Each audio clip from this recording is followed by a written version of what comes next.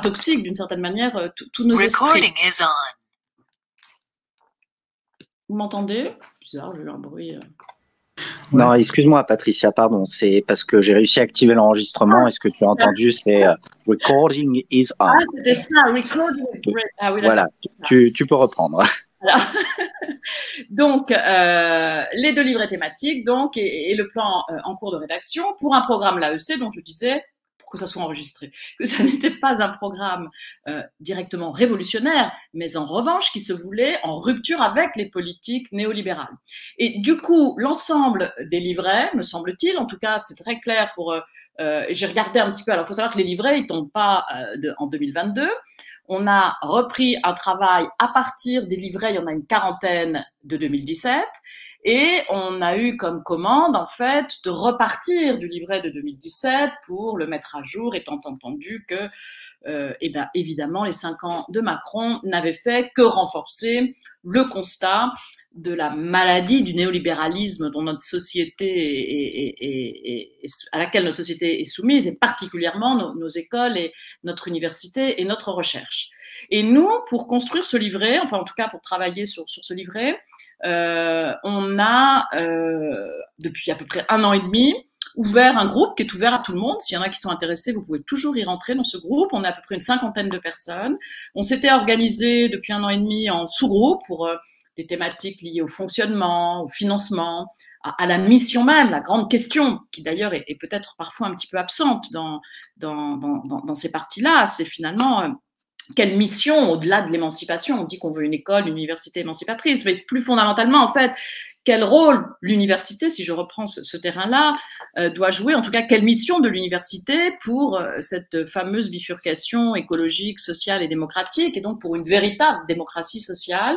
Et c'est vrai qu'on n'a pas eu beaucoup de débats là-dessus. Il semblerait que les débats sont maintenant au niveau du Parlement de l'Union populaire, où d'ailleurs il y a pas mal d'universitaires dedans, et que du coup on se pose, ça sert aussi à ça, ce Parlement, à essayer de mettre en perspective des propositions qui sont faites et qui ont été conçues pour l'arrivée au pouvoir, c'est-à-dire on arrive au pouvoir, qu'est-ce qu'on fait immédiatement, de manière à avoir aussi pensé, mais évidemment pas arriver clé en main à ce que l'on veut faire fondamentalement de ces institutions qui sont fondamentales. Cette idée que, comme le disait Mélenchon dans un article de Ballast, où il explique tout ça, que c'est un programme de transition, eh bien c'est l'histoire qui écrira aussi ce que seront ces fameuses universités, si là je reprends, que moi j'aime bien dire, de partage du savoir de tous, par tous et pour tous. Alors on ne trouve pas tout ça dans le livret, mais on trouve un certain nombre d'éléments qui, incontestablement, vont peut-être nous permettre de récupérer ce qu'on a perdu depuis 30 ans, en fait. Moi c'est un peu comme ça que je le vois. Alors les livrets partent toujours d'un constat, et on a donc là un certain nombre de chiffres qui sont, j'ai juste repris après une slide dessus, mais le constat c'est donc que les universités, je reprends ce qui est écrit dans le livret, la recherche et le public sont malades du néolibéralisme, hein. Et si je prends le livret sur l'éducation, où est-ce qu'il est sur voilà, je l'ai là sous les yeux, c'est l'école est appauvrie et les inégalités s'aggravent. Donc et aussi, le constat est fait que c'est les politiques néolibérales qui ont amené à ça, avec un Jean-Michel Blanquer qui, incontestablement, a attaqué encore plus fortement, je lis le livret, les fondements du service public d'éducation, donc pour le livrer au marché. Donc dans cette maladie, évidemment, c'est que de services publics, ouverts au public, en fait, on est plutôt sur un service adapté au marché. Ensuite, il y a une partie, ça devrait être 1, 2, 3, je ne sais pas pourquoi c'est 1, 1, 1, je fais une erreur. Donc, le projet, c'est toujours comme ça, notre projet, nos propositions, hein, c'est toujours en 3 parties. Et là, le projet sur l'enseignement supérieur et de la recherche, c'est donc très clairement cette idée de refonder un service public national. Et il y a bien cette idée de national, bon, on pourra en parler pourquoi. Parce qu'on a vécu notamment sous Pécresse, Sarkozy, donc avec Pécresse qui était la ministre de l'enseignement supérieur et de la recherche, la loi responsabilité, comme il disait, liberté et responsabilité des universités, qui en fait n'a d'autonomie que le nom, mais a fait en sorte de déconcentrer énormément ce service national et de donner des pouvoirs à des présidents d'universités qui sont devenus des managers à l'esprit bien entrepreneurial, comme on nous demande d'être. Et enfin, donc les propositions, et c'est là où, pour nous, c'est mettre les connaissances en commun. Pour l'éducation, c'est une école commune de la 6e République, sachant que le projet, c'est d'instruire et qualifier toutes et tous les élèves. Donc on a à partir de là un certain nombre de propositions, et je dois dire, parce que nous on a fait de la veille sur les autres programmes, et là EELV vient de sortir son programme, là, Jadot, hier je crois, et la partie sur l'enseignement supérieur et la recherche est intéressante, mais on sent que c'est beaucoup moins chiffré, c'est beaucoup moins, les mesures sont plus générales. Bon, ça peut être aussi parce que peut-être tout ne sera pas prêt avant et livré demain,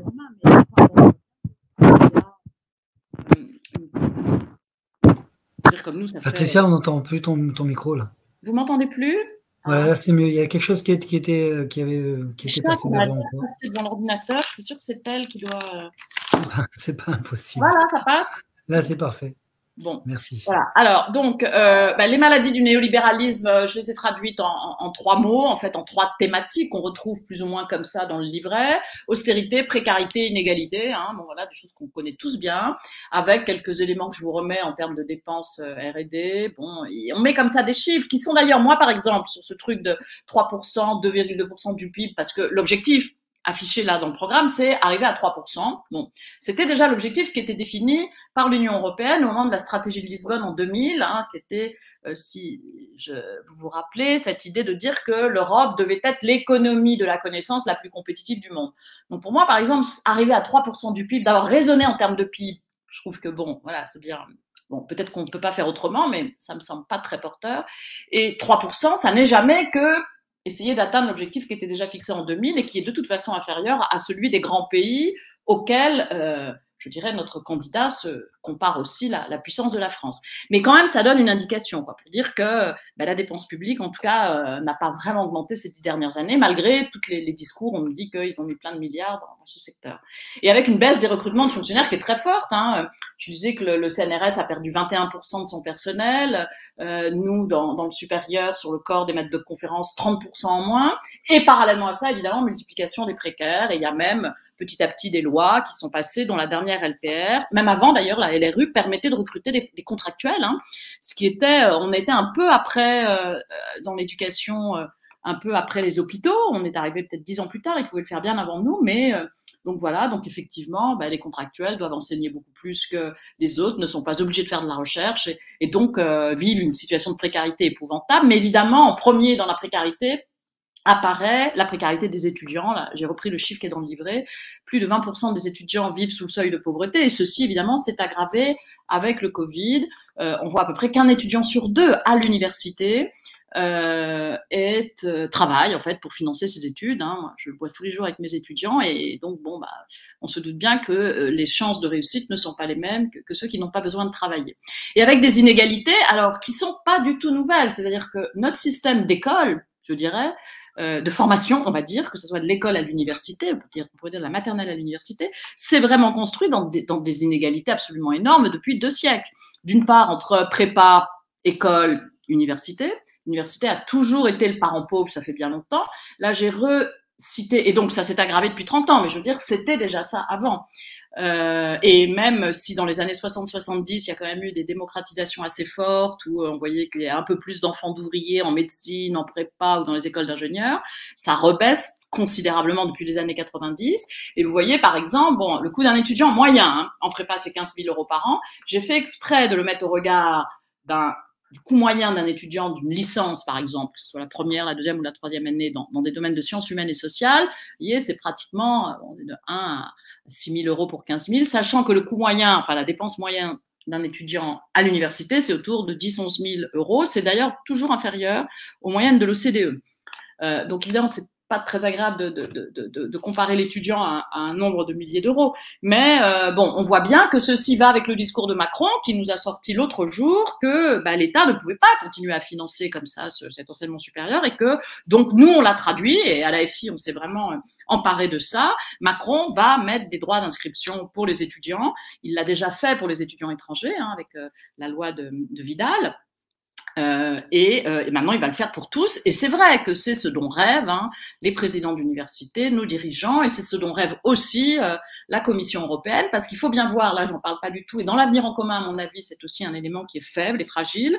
Ces politiques de recherche d'école, alors moins pour l'école, mais d'enseignement supérieur et de recherche, sont négociés, discutés au niveau de la Commission européenne, qui a des leviers avec un certain nombre de programmes, dont le beau programme Erasmus d'ailleurs, mais il y en a plein d'autres, et qui a des leviers aussi pour essayer d'ajuster toutes ces politiques néolibérales au niveau national. Et nous, on a vraiment sauté à pieds joints là-dedans à la fin des années 90, au moment où c'était Allègre et la soi-disant gauche social-démocrate au pouvoir, avec la mise en place du processus de Bologne, et donc qui a permis un peu d'harmoniser les systèmes au niveau européen. Donc il y a un lien quand même extrêmement fort, et pratiquement maintenant dans tous les pays européens, il y a des droits d'inscription.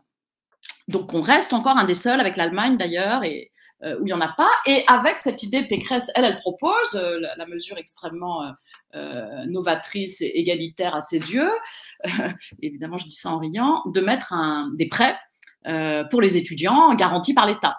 Donc on voit, nous, on va proposer, vous allez le voir dans les propositions, et on le sait, une allocation d'autonomie de 1063 €. EELV propose 980, mais c'est pas exactement la même chose d'ailleurs, mais ils proposent quand même ça. Et puis on a les autres, on va dire, tous les autres, bon, le PS ne le dit pas, mais en fait il le ferait, qui proposent de faciliter l'endettement, ce qui est vraiment la manière de financer l'enseignement aux États-Unis et en Grande-Bretagne et dans tous les pays, y compris d'ailleurs en Suède et maintenant même dans les pays nordiques, ce qui était quand même une grande révolution par rapport à ces pays. Avec donc des inégalités, donc des universités à deux vitesses. On a toujours eu, donc je le disais, ce système à deux vitesses, école, prépa, c'est pas nouveau, mais avant quand même au moins on pouvait penser, ce qui était faux d'ailleurs, mais que les universités elles étaient toutes guidées par le même principe de formation par la recherche, etc. Bon, mais la réalité c'est qu'il y avait des universités déjà bien plus riches que d'autres, et du coup on leur a vraiment saisi la possibilité de s'enrichir encore plus avec ce programme d'investissement d'avenir développé sous Sarko et ce qu'on appelait les initiatives d'excellence, tout ça pour rentrer dans les canons des classements internationaux, dont le classement de Shanghai, et nos dirigeants de gauche comme de droite, enfin de gauche, excusez-moi, les sociodémocrates comme les autres, se désespéraient de ne voir que 3 universités dans le top 100 des universités. Et donc l'idée, c'était de faire des fusions et de filer de l'argent et des nombreux milliards aux universités qui étaient déjà riches pour qu'elles puissent publier plus, puisque les critères, très souvent dans ces classements, c'est la bibliométrie, c'est les publications dans des revues qui, je ne vous le dis évidemment, sont payantes, alors que c'est la recherche publique qui finance tout ça. Bref, donc sur nos 2,8 millions d'étudiants, on en a 1,6 million à l'université, qui s'est donc de plus en plus, on va dire, privatisée. Enfin, je pense qu'on peut le dire, quand on parle d'éducation, c'est devenu une marchandise. À l'université, il y a plein de systèmes maintenant à deux vitesses, où même des licences peuvent être payantes, alors que, eh bien, c'était normalement totalement impossible. Donc, il y a vraiment une déconstruction absolument incroyable du système tel qu'il était, et les propositions, précisément, vont viser à refonder donc ce service public national. Donc concrètement, moi je traduis, ça veut dire qu'il faut rompre avec cette université néolibérale managériale qu'on s'est bien attelé à nous faire mettre en place, avec donc des critères chiffrés. Alors le 3% du PIB, j'en ai parlé tout à l'heure, là l'idée c'est de dire 1,5% pour la recherche, par exemple EELV public, c'est-à-dire de financement public pour la recherche, puisque dans ce pourcentage pour la recherche, il y a évidemment une part importante de la recherche privée. Alors tous les Européens disent ouais, mais en France la recherche privée, les entreprises n'investissent pas assez dans la recherche. Je rappelle d'ailleurs que le doctorat n'est pas reconnu encore vraiment dans les conventions collectives comme un niveau à part entière, il est souvent assimilé au master, ce qui est complètement différent dans plein d'autres pays, dont l'Allemagne, où au contraire il y a une valorisation. Donc c'est vrai qu'il y a aussi une baisse très importante des doctorants en France, qui sont pratiquement pour 1 pour 2 d'ailleurs des doctorants étrangers. Donc autant vous dire que nous avons eu évidemment comme mot d'ordre dans toutes les politiques néolibérales, compétitivité, attractivité, mais attirer les meilleurs, toujours les meilleurs, et c'est à eux qu'on donne de l'argent. Bon, tout ça, je sais que vous connaissez. Donc il y a cette idée de dire, de redonner du temps long, d'abord de redonner de l'indépendance aux chercheurs. On l'a vu là avec tous les mouvements où on se fait traiter d'islamo-gauchiste, et où on attaque un certain nombre de courants de recherche, notamment, je pense, aux études postcoloniales, aux études de genre. On voit bien que, et la soumission aussi à la bibliométrie dans des revues complètement normées, soumises au capitalisme, font que notre indépendance et la liberté académique des enseignants-chercheurs est quand même mise à mal. Et donc, leur redonner cette indépendance et du temps long aux chercheurs, ce qui veut dire, et là, on peut dire que le programme de l'avenir en commun est vraiment courageux. Alors, j'ai pas voulu rentrer dans trop de détails, même si on va regarder les propositions ensemble, enfin 10 propositions d'urgence, on va pas tout regarder. Mais du coup, on propose d'abroger vraiment toutes les nouvelles institutions et agences qui ont été mises en place pour favoriser la recherche sur projet. dont cette fameuse Agence nationale pour la recherche, puisque on dit souvent qu'on passe beaucoup plus de temps à chercher de l'argent maintenant qu'à chercher. Et c'est vraiment vrai. Les burn-out aussi, dans le secteur de l'enseignement supérieur, comme dans celui des hôpitaux d'ailleurs, ou de la police, ou dans plein d'autres entreprises, sont de plus en plus nombreux, même si on n'en parle pas du tout facilement encore dans le monde de l'enseignement supérieur. Et donc, cette idée de sortir de la compétition généralisée et de l'évaluationnite aiguë, parce que là aussi, non seulement on passe du temps à chercher de l'argent, mais on passe du temps à remplir des dossiers d'évaluation. Du coup, on fait d'ailleurs, les plus riches font appel à des cabinets de conseil pour remplir tout ça à la place des autres. Et on voit bien là encore, les inégalités sont renforcées. Donc, je vous ai mis simplement là les 10 mesures d'urgence qu'on peut, et là je pense qu'il y en a qui sont intéressantes quand on fait du porte-à-porte, ou je sais pas sur le porte-à-porte, mais enfin si on tombe sur des gens qui ont des enfants qui vont aller à l'université, ou quand on tracte, enfin bon, il y a des mesures qui sont fortes, qui touchent la jeunesse, à partir de 16 ans et jusqu'à 25, je crois qu'il n'y a pas d'âge, bon, c'est cette fameuse garantie d'autonomie de 1063 € par mois, dès l'instant où les enfants ne sont pas sur le foyer fiscal. Alors, j'ai vu que Rousseau, elle ne savait pas très bien répondre à la question, j'ai écouté parce que ELV met, je crois, 980. Et elle disait que c'était sous condition de ressources. Donc, je crois qu'ils ont un mode de calcul un peu différent. Nous, c'est dès l'instant où nos enfants ne seront pas sur le foyer fiscal, 16 ans notamment s'ils sont en apprentissage, qu'ils pourront toucher cette allocation qui est, on se demande pourquoi 63 €, d'ailleurs je sais pas trop, enfin c'était calculé pour être au-dessus du seuil de pauvreté. Donc ça c'est vraiment un point phare pour essayer de lutter contre la précarité étudiante et incontestablement c'est quand même une mesure tout à fait progressiste, avec évidemment la gratuité des formations universitaires, enfin c'est cette idée d'une école, d'une université gratuite, et donc ça veut dire que les droits d'inscription que les étudiants payent à l'heure actuelle, qui sont autour de 250 € pour une licence, 350 pour un master, seront aussi supprimés. Et évidemment, ça va complètement à l'encontre de ce qui se fait en Europe, où au contraire, on augmente les droits d'inscription partout, et ça supposera aussi d'enlever les droits d'inscription sur les étudiants hors communautaire, hors Union européenne. Alors, il y a l'idée que les universités sont en bien mauvais état au niveau de leur construction et les étudiants manquent de logement. Donc, vous voyez, rénovation des universités, construction de logements universitaires. Alors, on a chiffré, mais comme il va y avoir, tout n'est pas encore prêt au niveau chiffrage, donc ça n'a pas été repris là dans les mesures d'urgence, mais je crois qu'on met un chiffre, je ne sais plus combien on veut en faire, 15 000 logements universitaires supplémentaires par an. Donc ça, c'est quelque chose aussi d'important, puisqu'on voit bien que c'est un des problèmes d'inégalité très forte. Alors, pour le budget de l'enseignement supérieur et de la recherche, je ne vais pas développer là-dessus, simplement le crédit impôt recherche, qui est quand même de 7 milliards d'euros. Quand vous voyez que le budget pour la recherche au niveau du ministère de l'enseignement supérieur et de la recherche, il est de 5 milliards, on se dit que 7 milliards, c'est quand même pas rien. Le budget du CNRS, par exemple, c'est 2 milliards. Donc, c'est vrai que déjà, si on arrête ce crédit impôt recherche, ça pourra servir à financer notamment des financements pérennes pour les laboratoires de recherche. On a fait un calcul là-dessus, si on donne X milliers d'euros à chaque personne qui est collectivisée au sein des laboratoires de recherche, ça permettra là de développer de nombreuses choses. Et je vous dirai après un peu, il pourra quand même y avoir des projets, notamment si c'est sur des secteurs dits d'avenir pour la bifurcation écologique. Alors, l'idée de la hausse des salaires et la suppression des primes au mérite, ça, là aussi, c'est une mesure qui touchera tous les fonctionnaires.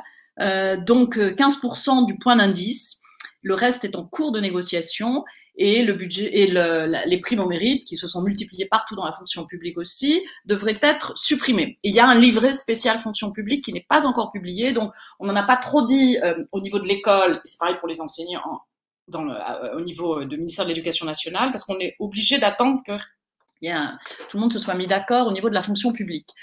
30 000 postes dans les universités, ça c'est sur 5 ans, et titularisation des personnels précaires. Alors le fait, par exemple, qu'on dit qu'on titularise les personnels précaires, et je crois que c'est vrai dans toute la fonction publique, c'est aussi une mesure qu'on peut vraiment mettre en valeur pour la défense des services publics. Moi, j'ai pas regardé le tract, mais peut-être que s'il y en a qui l'ont, qui est sorti là sur les services publics, ce serait bien de le regarder, comme ça on verra peut-être ce qu'il y a dedans.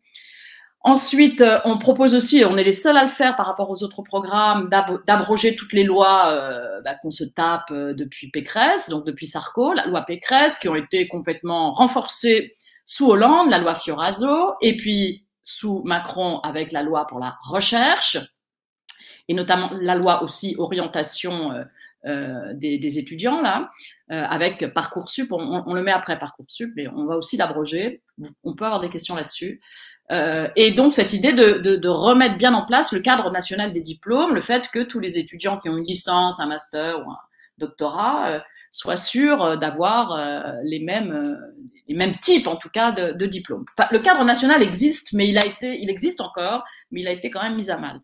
Il y a également l'idée de faire un moratoire sur toutes les fusions et d'essayer, alors là aussi on a discuté, peut-être que c'est de faire des référendums internes à chaque établissement fusionné, de voir si le personnel veut rester fusionné ou pas. Enfin, ceci, ça va être hyper compliqué parce qu'on s'est quand même tapé de tels aménagements pour ça que revenir en arrière, ça va pas être simple non plus. Mais c'est cette idée d'arrêter avec ces financements de la dite excellence. Alors excellence, on l'a banni de tout. Vous trouverez normalement jamais le mot excellence. On a vu que souvent on s'est passé des fois au travers tellement on est imbibé par ce vocabulaire, mais on s'est dit que nous on voulait parler de grande qualité, haute qualité, mais bannir à jamais, en tout cas dans les 2 ans à venir, ce mot d'excellence. Alors après, c'est la suppression de toutes ces agences qui ont été mises en place, la recherche, donc l'ANR, il y a à peu près 1 milliard, elle a connu une très très forte augmentation du budget, c'est donc une agence publique, mais bon, qui fait partie de ces agences qui sont devenues des nouveaux centres de pouvoir extrêmement forts, le Haut Conseil pour l'évaluation de la recherche et de l'enseignement supérieur, et d'augmenter les financements pérennes des laboratoires, donc pour vraiment redonner, comme je le disais tout à l'heure, du temps long aux chercheurs et arrêter cette course à la compétition par les projets. Il faut savoir que l'ANR, par exemple, sur tous les projets, c'est assez. L'ANR, ici aussi, on ne dit pas tout ce qu'il y a au niveau européen, mais il y a aussi de nombreux milliards au niveau européen. Donc, ça met un temps fou pour pour répondre à ces appels d'offres, ces appels à projets. Et ensuite, par exemple, l'ANR, c'est 67% d'échecs. Donc, bon, voilà, donc on passe des fois, moi j'ai des collègues qui repassent 3 fois l'ANR, ils passent la moitié de leur temps à essayer de décrocher un projet, parce qu'en plus, ils sont complètement inféodés au système. Ne pas avoir de projet, comme c'est aussi dans les critères d'évaluation, ça veut dire qu'on n'est pas bon, on est un mauvais chercheur. Donc, les collègues se sont tous dit, au secours, il faut au moins que je décroche soit un projet au niveau français, un ANR, soit un projet au niveau européen qui s'appelle Horizon Europe, et ça fait partie vraiment des critères d'évaluation des équipes de recherche. C'est ça qui est extrêmement pervers. Mais le système est très, très bien fait pour ça. Alors là aussi, c'est toutes les questions sur les publications, d'essayer de rompre avec ce système de publication dont on paye des abonnements à des revues alors que l'État a payé pour financer, pour qu'on fasse de la recherche, et ensuite derrière on repaye les abonnements, quoi. C'est absolument incroyable. Et essayer d'arrêter avec toutes ces bases de données privées qui font que là encore, évidemment, les moteurs de recherche étant ce qu'ils sont, c'est toujours les mêmes, et qui vont apparaître comme des très bons publiants. Et comme les classements des universités sont faits en fonction du nombre de fois où vous êtes cité, du nombre de prix Nobel que vous avez eu, etc., on retrouve toujours les mêmes. Moi, j'ai étudié le classement de Shanghai depuis 2003. C'est toujours les mêmes qui sont les 10 premiers, tous pratiquement anglo-saxons. Et les 100 premiers, ça varie un peu, mais enfin, c'est pratiquement la même chose, avec une arrivée en masse, il faut le dire quand même, des universités chinoises. Ici, on parle très très peu de la dimension internationale, même s'il y a quand même une partie dans le livret sur l'international et dans la partie ordonner le monde aussi, avec l'idée notamment d'une université internationale des métiers de l'espace. L'espace, vous l'avez vu à Nantes, est un espace privilégié aussi pour notre candidat. Et puis le démantèlement donc de Parcoursup et le rétablissement du droit à la poursuite d'études en master. Alors on n'est pas les seuls à dire qu'il faut démanteler Parcoursup. ELV le dit aussi. Bon, voilà, je sais pas. Parcoursup, c'est en fait une plateforme dont on n'a pas dit que c'était de la sélection, mais concrètement, c'est quand même de la sélection. Plateforme qui est gérée au niveau national et où les étudiants doivent expliquer un peu ce qu'ils veulent faire. Il y a des lettres de motivation et les universités choisissent du coup. Bon. Et du coup, il y a des étudiants qui se retrouvent sur le carreau. Pas énormément, c'est vrai, mais surtout, il y en a qui n'ont vraiment pas le choix de là où ils vont, puisque une fois que votre premier vœu n'est pas accepté, ça passe au 2e, au 3e, etc. Et des fois, vous vous retrouvez à être au 10e vœu que vous avez fait, ce qui est évidemment très discriminant. Et donc, par quoi on le remplace? On est en train de discuter dessus parce que c'est un peu compliqué le problème de l'entrée à l'université, étant entendu que nous, évidemment, on va augmenter. Si on recrute 30 000 profs, on va pouvoir avoir plus de places dans les universités si on construit. Et donc, la hausse démographique est toujours là, mais enfin, on devrait normalement réussir à pouvoir trouver une place à tout le monde là où ils veulent. Et je voulais juste vous dire 2 mots sur ce plan. Donc, il y a un plan qui est en cours, qui n'est pas encore publié, qui va s'appeler, peut-être qu'il ne s'appellera pas comme ça, mais en tout cas, pour le moment, c'est ça. Cette idée de remettre sur pied les qualifications et de produire les savoirs utiles pour la bifurcation écologique.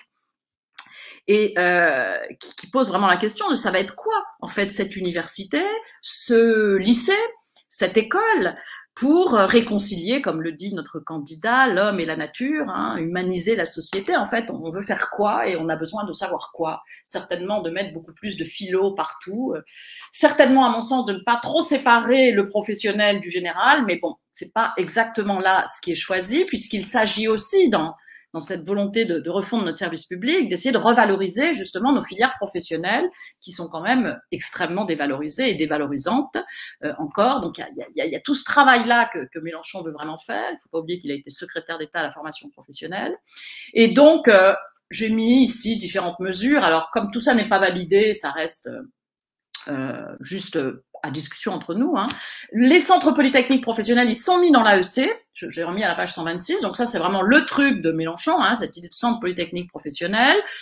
Bon, donc du CAP qui devra passer en 3 ans, il était à 2. Au bac pro qui devra passer à 4 ans, il était revenu à 3. Ça y était, hein, 3 et 4, mais les néolibéraux avaient raccourci en fait hein, les durées. Il faut savoir qu'il y a un bachelier sur 2 qui a un bac techno et un bac pro, et un bachelier sur 2, un bac général. Hein. Donc, les bacs pro, avant Parcoursup, ils arrivaient à l'université, ils avaient envie d'aller à l'université.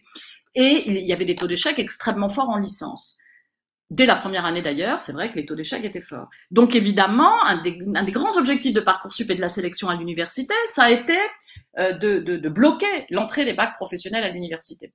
Là, il y a une idée de dire, évidemment que l'AEC ne peut pas dire, ah ben non, les bacs pro, on va les mettre que dans les centres polytechniques professionnels. Donc, il ne s'agit pas de les empêcher d'aller à l'université, mais il s'agit quand même de leur offrir un parcours jusqu'au niveau licence à peu près, ou bac plus 2 en tout cas, parce qu'il y a une volonté de remettre vraiment fort l'accent sur les formations courtes, hein, BTS. C'est un peu plus compliqué pour les IUT. Là, l'arbitrage n'est pas fait parce qu'ils sont passés en 3 ans l'année dernière. Donc, c'est un petit peu plus compliqué. On a aussi des licences professionnelles. Bon, moi je dois avouer que je ne sais pas trop ce que ça sera, ces centres polytechniques. On nous dit qu'il faut qu'ils se rapprochent des universités. Mais si vous êtes interrogé sur les questions d'apprentissage, alors nous, on ne dit pas qu'on veut mettre de l'apprentissage partout, mais de l'enseignement professionnel qui concerne un bachelier sur 2, hein, donc c'est pas rien. Enfin, si j'ajoute les bacs techno, vous pouvez dire qu'il y aura des moyens mis là-dessus et il y aura un renforcement des enseignements généraux dans ces formations, de manière à ce que précisément la poursuite d'études puisse être favorisée. Et puis, il y a également dans cette partie des qualifications et de la production du savoir, une réflexion qui est menée sur les instituts de recherche finalisés. Là, j'en cite quelques-uns et derrière, je les ai, c'est dans l'agriculture, dans l'informatique, dans le développement, dans l'énergie atomique, le CEA, et dans la santé, l'INSERM. Donc là, il est question aussi de ne pas, dès l'instant où on dit plus de nucléaire, ça suppose de réorienter et le transfert et la recherche vers des axes qui ne seront pas nucléaires, mais ou en tout cas qui seront, d'une part, comment faire pour arrêter les centrales nucléaires d'ici 2030 et vers quel type d'autres énergies se diriger. Et ça, c'est un énorme boulot et ça va être hyper compliqué parce que le CEA, il faut savoir que c'est un centre de pouvoir au ministère de l'enseignement supérieur et de la recherche totalement déterminant. Le CEA a mis plein de monde dans l'administration centrale, qu'il paye, bien plus d'ailleurs que n'importe qui à l'université. Et donc, ils ont un pouvoir absolument énorme. Et bon, voilà, il y a un certain nombre de personnes au Parlement de l'Union populaire qui le savent. Et la question n'est pas simple. C'est quand même des budgets énormes et quand même beaucoup aussi de chercheurs et d'enseignants. Et l'idée, c'est donc de mener tous ces chantiers qui peuvent pas. Il faut des mesures, encore une fois, pour les 2 années. Enfin, en tout cas, l'année d'arrivée au pouvoir. Mais donc, tout ça, c'est juste pour vous dire qu'il y aura vraisemblablement, tout ça n'est pas encore arrêté, mais en tout cas, c'est en discussion, un ministère de la production alimentaire, un ministère de la bifurcation écologique, un secrétariat d'État à la forêt. Il s'agit là aussi de redonner un sens public à toute cette gestion de la forêt qui était gérée comme ça et qui là aussi a été petit à petit privatisée. Donc, voilà ce que j'avais prévu de vous raconter pour ces mesures. Là, c'est juste là. Alors, je vais peut-être retrouver, j'enlève ça. Je vais peut-être arrêter le partage. Merci déjà, en tout cas, Patricia. Merci. Ouais, merci beaucoup. Hein. Et moi, j'ai pas forcément de questions tout de suite. Là, Patricia, tu pourrais nous réafficher les 10 mesures que tu avais mises tout à l'heure? Oui, j'ai réaffiché les 10 mesures. Alors, attends, je vais remettre partage d'écran. Merde, screen, voilà, je vais remettre là. Je vais montrer qu'il est là. Ah non, merde, c'était pas ça. Je ne sais pas si vous m'entendez, Vincent. Oui. Vous m'entendez? Oui. Ouais. Je vous ai envoyé sur le groupe WhatsApp la photo du tract sur les services publics. Où il y a un petit passage effectivement sur l'enseignement supérieur et la recherche. Voilà. Je suis alors. Voilà. Alors justement, à propos de services publics, question annexe. Tu parlais d'un groupe thématique sur la fonction publique, Patricia. Je n'ai pas vu ce groupe thématique parmi ceux référencés sur Action Populaire.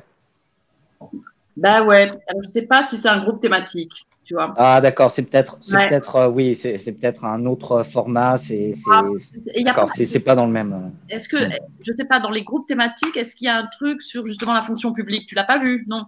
Non, ça il y en a pas dédié. Je pense que la fonction publique doit être évoquée au cas par cas dans chaque livret, mais il n'y a pas de groupe, disons, collaboratif, comme peut y en avoir sur la culture. Je sais qu'il y a des gens qui travaillent dessus parce que nous, on nous a dit justement qu'il fallait attendre un certain nombre d'arbitrages, tu vois, mais c'est peut-être pas dans un livret thématique, c'est peut-être au niveau de l'espace programme, à mon avis. Et sans doute. L'idée de 15% en plus sur l'indice, ça, elle a l'air d'être acquise. L'indice pour l'ensemble des fonctionnaires de la fonction publique, quelles que soient les catégories. Remise à plat des primes sur performance, j'en dis bien, ça a l'air d'être acquis. Mais après, effectivement, ça peut dépendre peut-être d'un livret à l'autre, d'un ministère à l'autre. Encore que l'idée de la FI, c'est quand même de redonner à la fonction publique. D'accord. Le son est très étouffé. Ouais, là, son micro est très étouffé. Ah, ça y est.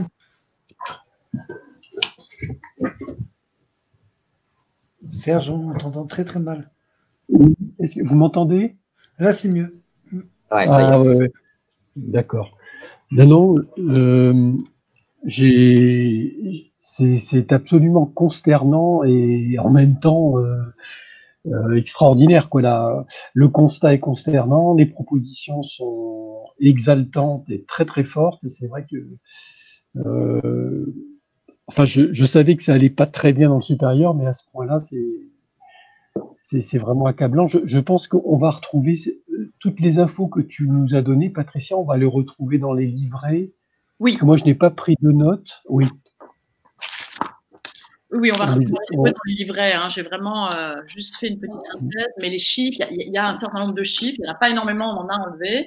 Mais sur le constat, il doit y avoir, il y a 2 pages, je crois. Tu vois, la page 5 et la page 6, où ça reprend un certain nombre de chiffres. Mais pas tout, j'en ai rajouté parce que moi, c'est un secteur sur lequel je travaille depuis pas mal de temps. Donc, j'ai un nombre de chiffres considérable. Si vous voulez, je peux vous faire un petit peu. C'est intéressant.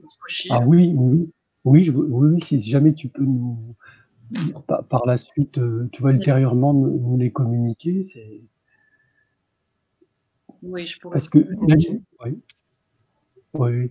Parce que là, Nicolas a enregistré de toute façon la partie où il y avait beaucoup de chiffres, donc on pourra éventuellement aussi la consulter par la suite, quoi. J'espère que j'ai assez d'espace pour enregistrer jusqu'au bout. En tout cas, je vous transmettrai le fichier. Ah, d'accord, merci beaucoup. Patricia, j'ai une question à te poser. Oui. Quand tu parlais de 2,2% du PIB et de passer que l'Allemagne était à 3 ainsi que les États-Unis, toi, tu le calculerais comment? Parce que tu disais que c'était gêné par cette manière de niveler la chose. Oui, on est gêné, en fait, si tu veux. Là, pour le moment, les richesses mondiales, en tout cas le produit intérieur brut qui mesure a priori la richesse produite, est calculé à travers cette mesure-là. Donc c'est vrai que c'est la référence mondiale et de comparaison.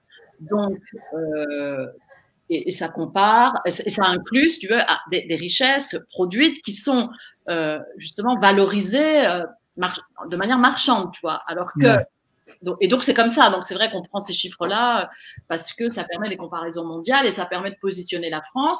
Et je vois que la FI, comme tu sais bien, il y a cette idée de dire qu'on est une puissance, qu'on a un rôle à jouer dans le monde et tout ça. Donc on essaye de récupérer les chiffres, on est des fois au-dessus, des fois en dessous. Bon. Là, c'est une manière un peu, on va dire, j'allais dire commerciale, non, politique, de dire, vous voyez, il n'y a pas eu assez d'investissement. Alors ça, c'est le PIB, hein, c'est la recherche et le développement. Donc, ça n'inclut pas, c'est uniquement les dépenses de recherche et de développement. Ça n'inclut pas dedans les dépenses. C'est compliqué à l'université, tu vois, parce que le service d'un enseignant-chercheur, c'est 50% d'enseignement, 50% de recherche. Donc, il y a une partie de notre masse salariale, qui est quand même le plus important dans les dépenses ministérielles, qui vont à la recherche et l'autre va dans l'enseignement.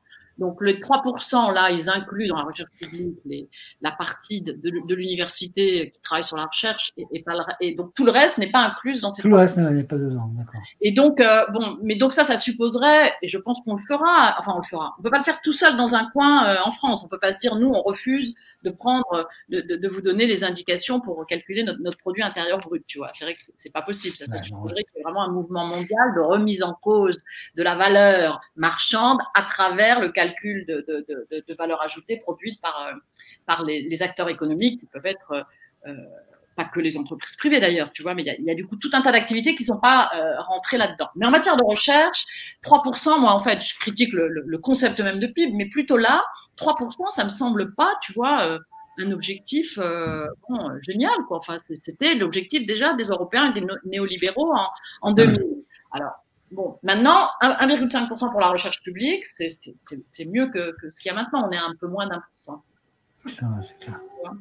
Mais bon. Parce que tu sais, il y a tout ce truc, les néolibéraux voudraient que les entreprises investissent plus dans la recherche et c'est pour ça qu'on nous demande de développer des partenariats publics-privés, tu vois. Nous, il n'y a plus que ça qui marche. Hein. Tous les projets sont construits comme ça. Tu peux pas avoir un projet si tu n'as pas un partenariat avec une entreprise. C'est terrible. Ce qui est catastrophique, tu vois, ça veut dire que les recherches sont quand même, il faut pas s'étonner qu'on bosse pour des Pfizer, pour des Sanofi, tu vois, pour toutes ces grandes, et pareil dans l'agroalimentaire, c'est tout à l'avenant. Le nombre de copains que j'ai en physique qui travaillent pour se faire du fric en plus à côté enfin, nombre de copains. En tout cas, j'en connais quelques-uns chez Total, tu vois. Ah ouais, la recherche est pour Total, alors que ce sont plutôt des chercheurs, tu vois, pas du tout normalement finalisés, mais bon, voilà, ils se mettent au service de Total pour qu'il y ait une meilleure productivité de l'extraction pétrolière, par exemple. J'ai une deuxième question. Attends, je vois qu'il y a eu quelqu'un a levé la main, c'est moi, mais vas-y Cédric. Ouais, j'ai une question juste rapide parce que tu évoquais bien sûr Parcoursup. Et admettons, quand on va gagner l'élection là, pour la prochaine rentrée, comment on va faire avec Parcoursup justement? Ouais, c'est une bonne question. Puisque Parcoursup déjà a ouvert pour la rentrée 2021-2022, donc les étudiants sont en train de remplir leur truc, et que sinon, 2022-2023 plutôt. Donc ça sera quand? En mai, non? Ouais. Ouais, bon voilà. Donc pour la rentrée 2021-2022, ça va être compliqué. On s'engagera à donner une place à tout le monde. Je pense concrètement, on discute, on est un peu emmerdé là-dessus, parce que concrètement, les délais, on voit pas comment on pourrait revenir. On va pas pouvoir mettre en place une nouvelle plateforme. Mais ceci dit, il faut savoir, parce que j'étais au ministère à l'époque, quand Macron est arrivé au pouvoir, ils ont mis le Parcoursup. Enfin, ils ont voté la loi, en tout cas, qui allait mettre en place Parcoursup. Donc, ça a été pour la rentrée. C'est-à-dire qu'on était passé justement avec APB, pour la rentrée qui venait, là, 2017-2018. Et du coup, la loi est passée l'été, tu vois, pour pouvoir le mettre en place l'année d'après. Donc là, je pense que ça va être dur de revenir sur Parcoursup pour la rentrée 2021-2022. Je ne sais pas techniquement ce qu'on va pouvoir faire dessus. On doit pouvoir faire des trucs dessus, c'est-à-dire on doit pouvoir, une fois qu'on en sera à la sélection, c'est-à-dire au choix des candidatures, on pourra, je pense, faire autrement, mais ça supposera de modifier le logiciel et donc de mettre toutes les équipes en route pour ça. Mais puisqu'ils l'ont bien fait, au moment. Et Hollande avait préparé le truc pour Parcoursup. Bon, sauf que là, on n'aura personne qui nous préparera la chose. Ça sera ça la grande différence. Hein. Ok, je te remercie.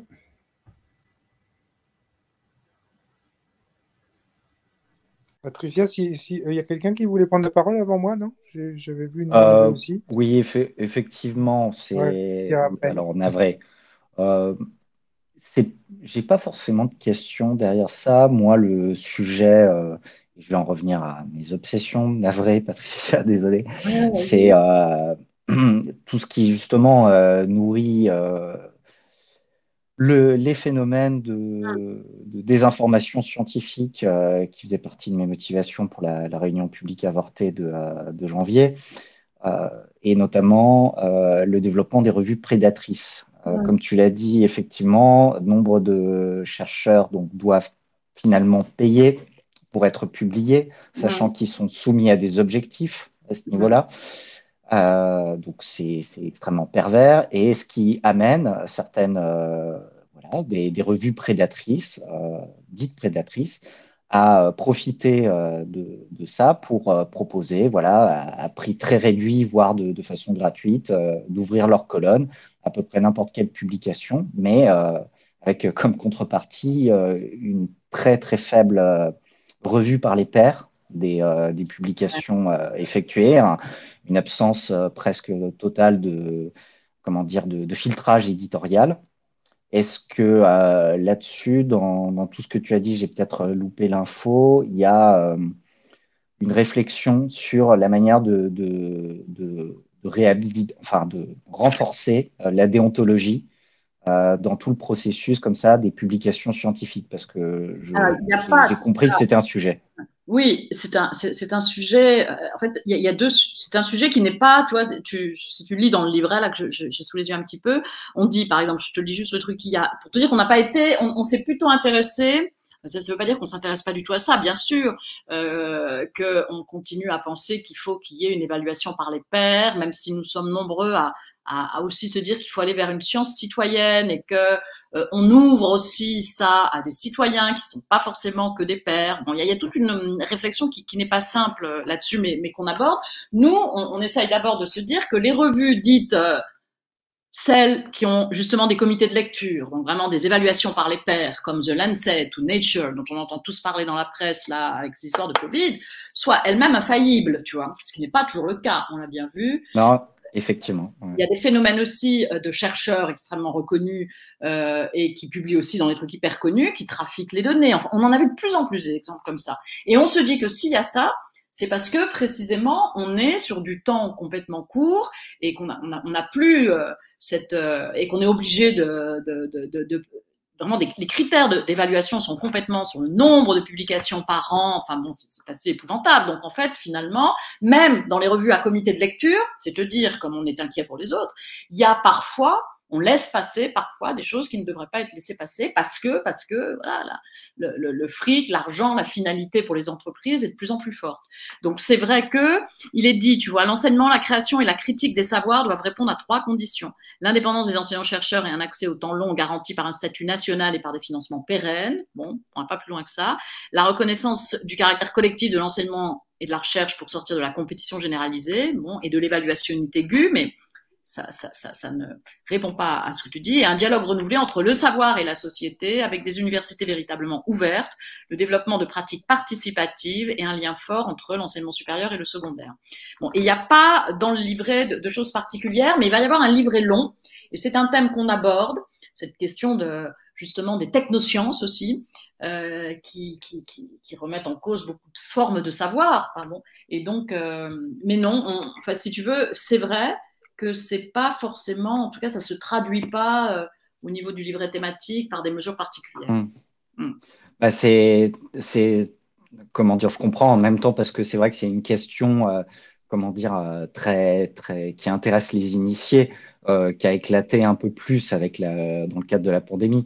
Alors, tu citais l'exemple du Lancet Gate, ce que certains ont appelé le Lancet Gate, sachant que cette histoire donc de méta-analyse sur l'efficacité donc du protocole Raoult se distingue quand même des essais de Didier Raoult lui-même, en ce que le tir a été corrigé assez rapidement, justement par la publication d'un avertissement au lecteur du Lancet et qu'ensuite il y a eu rétractation. Contrairement aux études de Raoult, dont les failles ont été signalées rapidement, mais qui, plusieurs mois après, voire dizaines de mois après, n'étaient toujours pas rétractées. Et vous avez peut-être suivi la petite blague de l'étude à base de trottinettes. Je ne sais pas si vous avez entendu parler de ça. Je le raconte pour les autres parce que c'est marrant.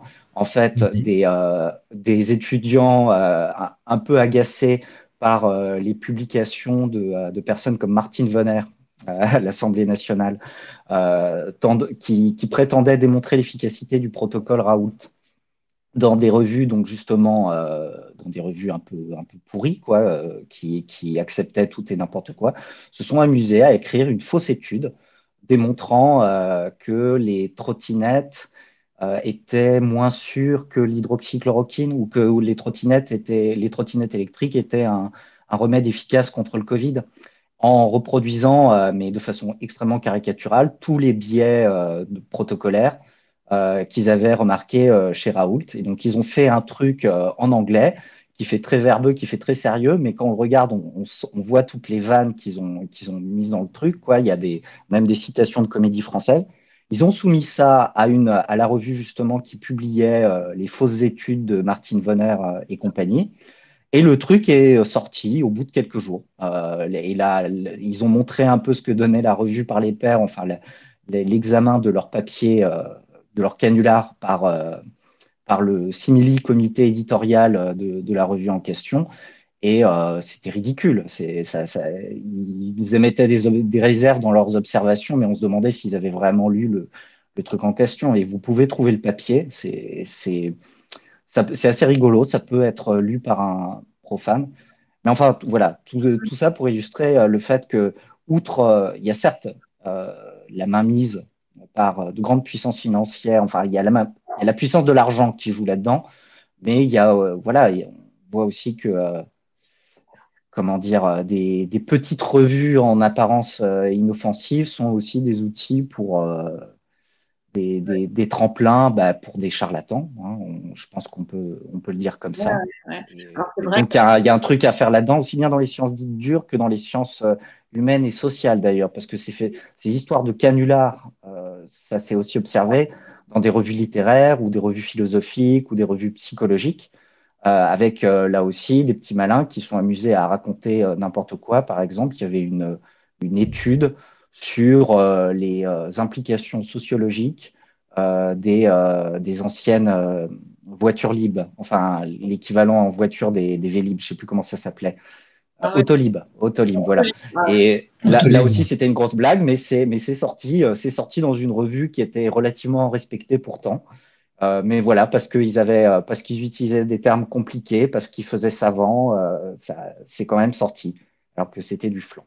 Donc je dis, voilà, c'est un sujet, je pense, sur lequel, tôt ou tard, il faudra sur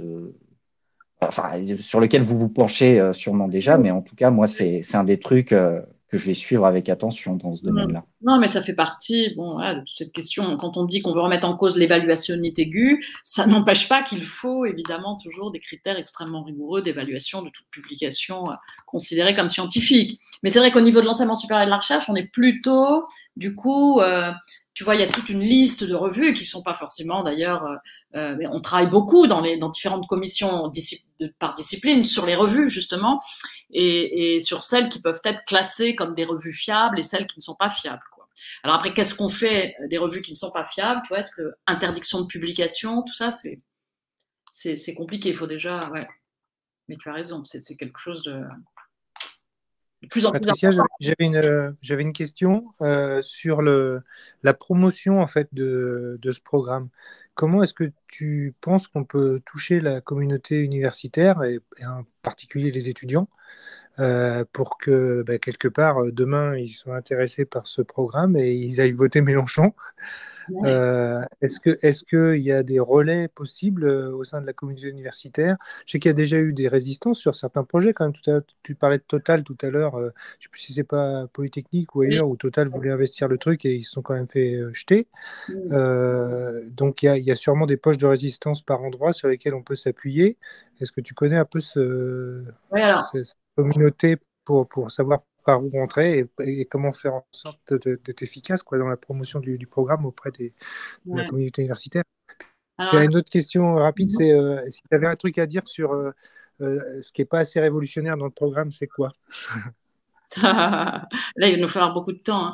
Non, et pour la première question sur comment promouvoir ce programme, alors il faut bien voir que la communauté universitaire est devenue quand même assez réactionnaire et fortement marquée par, je dis ça dans un premier temps, par beaucoup de SOSDEM, on va dire, tu vois, qui se sont bien accommodés de l'autonomie de la loi Pécresse. Donc, on n'est pas majoritaire au niveau de la communauté, je dirais, des enseignants-chercheurs et du personnel. Alors, il y a quand même des syndicats qui agissent et qui essayent de s'élever le plus possible au niveau des conseils d'administration contre toutes les nouvelles mesures, mais bon, et qui connaissent, avec qui on a des auditions. Par exemple, là, on a une audition la semaine prochaine avec l'UNSA.